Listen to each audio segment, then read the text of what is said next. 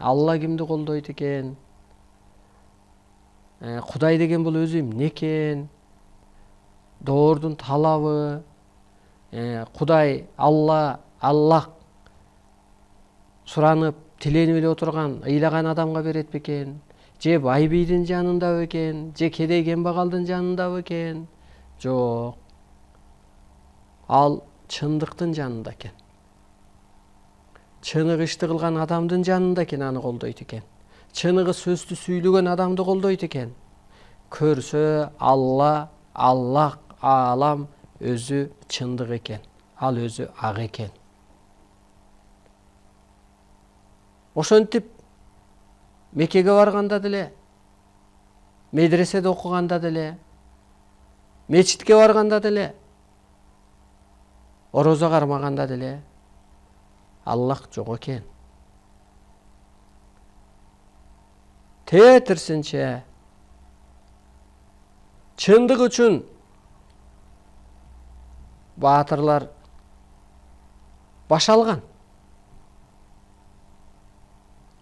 Чындык үчүн жанын аяган эмес. Мына ошолорду Аллах колдогон.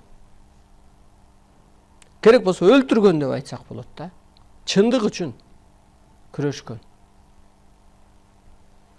Анысы кандай дагы азыр жалган үйнө жерди басканда, жалганчылар көбөйгөндө Кудайдын атын сатты далар. Мына азыркы молдокелер 4 аял алыш керек. Кудайдын атын сатып атат. Болбосо тозокко түшүп каласың депчи. Мына бул жалганчылык бул өзү. Же болбосо ким араб тилди билбесе тозокко түшөт. Бу да жалганчылык. Анда Кудай өзү арабпы? Кыргызча түшүнбөсө, орусча түшүнбөсө, анысы кандай жалганчы көбөйдү жерде.